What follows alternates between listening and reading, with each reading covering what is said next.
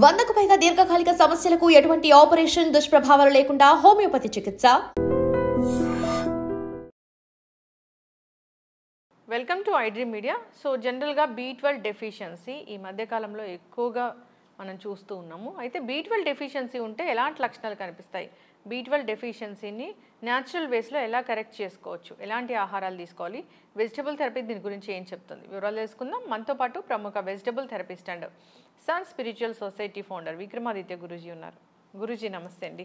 సూర్యోస్మితల్లి గురువు గారు, Leo diet ఇది పూర్తిగా వేద ప్రమాణంగా వేదిక్ ఇండియన్ డైట్ ప్రతి ఆర్గాన్ని అది స్ట్రెంగ్తెన్ చేస్తుంది అని చెప్తూ ఉన్నారు.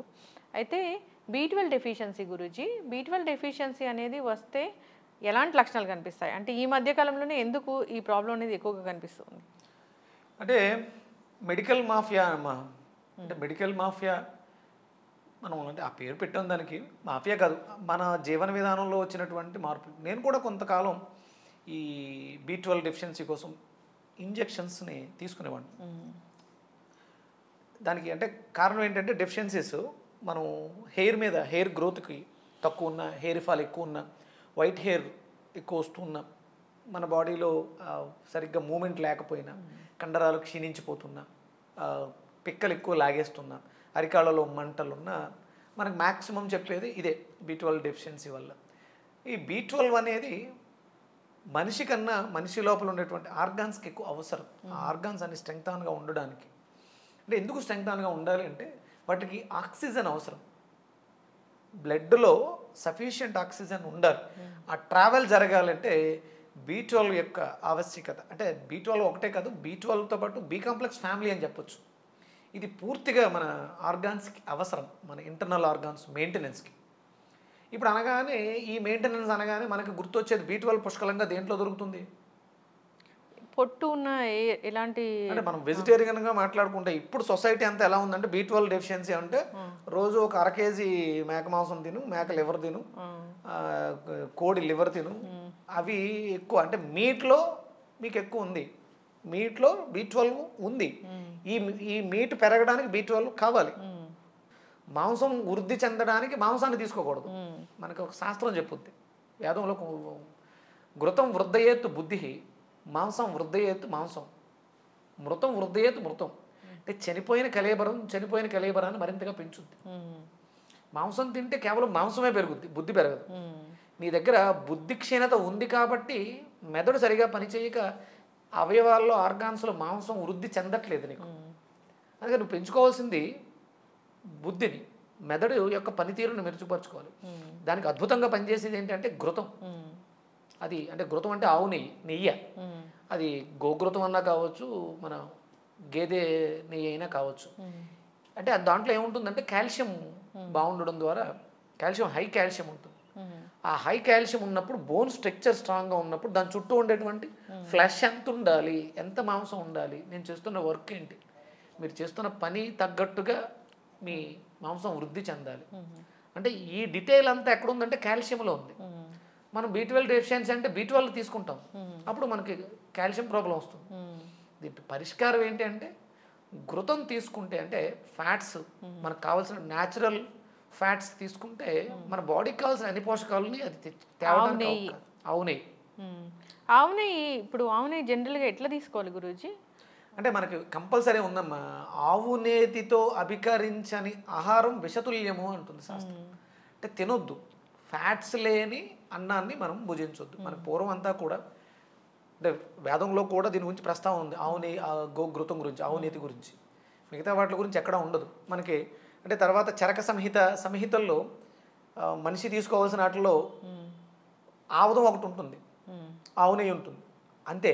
ఇక మిగతావి వేరుశనగ నూనె తాగమని కానీ, నువ్వుల నూనె తాగమని కానీ, ఈ ఏంటంటే బాదం నూనె, ఇవి కొబ్బరిని వాడమని ఉంటుంది. కొబ్బరి చాలా విశేషమైనటువంటి పదార్థం, కానీ కొబ్బరి నూనె తాగమని ఎక్కడ శాస్త్రంలో ఉండదు. ఘృతం మీకు ఆయుర్వేద ఔషధాల్లో శతావరి ఘృతం ఉంటుంది, శతావరిని దాంట్లో ప్రాసెస్ చేసి ఉంటుంది, అవి తీసుకోవాలి, అది శాస్త్రం చెప్పింది.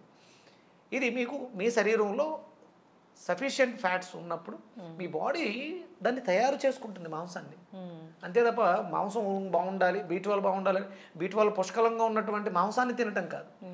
మనకి పుష్కలంగా లభించేది ఏంటి అంటే B12, B కాంప్లెక్స్ ఫ్యామిలీ మునగలో అద్భుతంగా దొరుకుతుంది. మునగ ఆకులైనా మునగ అంటే ఆకులు తక్కువ సాంద్రత ఉంటుంది, అలాగే మునగ కాడల్లో హై ఉంటుంది. ఎందుకంటే మునగ కాడలు డ్రమ్ స్టిక్ సీడ్స్ మీకు అద్భుతంగా B12 పెంచుకోవడానికి చాలా బాగా ఉపయోగపడతాయి. రీసెంట్గా మనకి అంటే ఇంతకు ముందు కూడా ఉంది మ్యాంగో సీడ్ పౌడర్, ఎక్స్ట్రాడినరీగా B12కు ఉపయోగపడుతుంది. మ్యాంగో సీడ్ పౌడర్ అంటే టెంకలో ఉన్న మామిడి టెంకలో ఉన్నటువంటి జీడి B12 చాలా బాగా లభిస్తుంది మనకి. B12 అసలు జీడి తినకూడదు, జీడి పడేయాలంటారు కదా గురు. అంటే జీడిని ప్రాసెస్ చేస్తారమ్మా. అదే తర్వాత అంటే సహజంగా మనిషికి B12 డెఫిషియన్సీ రాదు. ఇప్పుడు ఎందుకు వస్తుందంటే మనం ఎక్కువగా ఎర్త్కి కనెక్ట్ అయ్యలేము, ఐరన్కి కనెక్ట్ అయ్యలేము.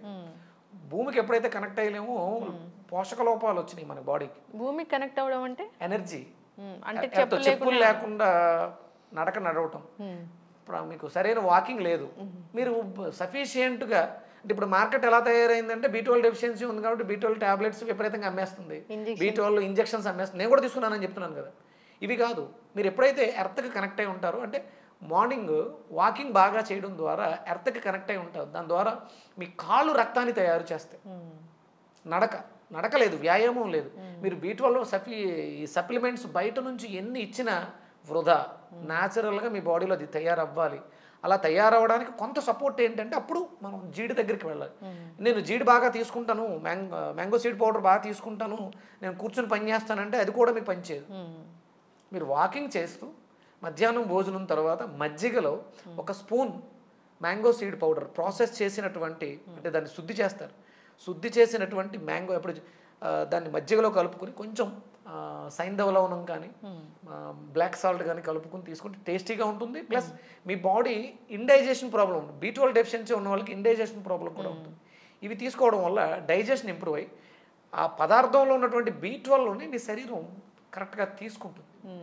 మీరు ఎన్ని ఇచ్చినా బయట నుంచి రిసీవింగ్ కెపాసిటీ లేకపోతే ఎందుకు పనికిరాదు.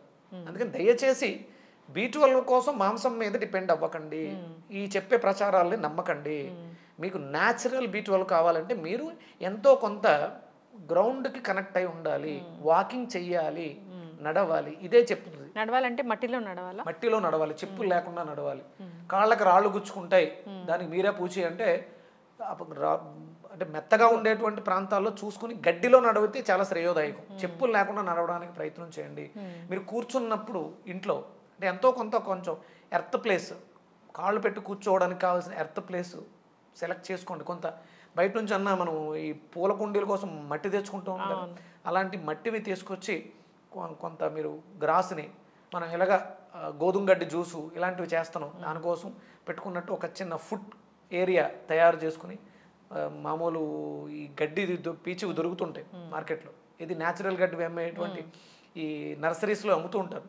ఆ చిన్న ఫుడ్ ప్యాచ్ పెట్టుకుని దాన్ని మనం కాపాడుకుంటూ ఉంటే మనకు ఆ ఎనర్జీ మన కాళ్ళకు వస్తుంది. వాకింగ్ చెయ్యండి. వాకింగ్ చేయకుండా గడ్డి మీద నేల మీద మీరు ఎన్ని రకాల సప్లిమెంట్ తీసుకున్నా వేస్ట్. అవి సింథటిక్స్ అయితే మరీ వేస్ట్.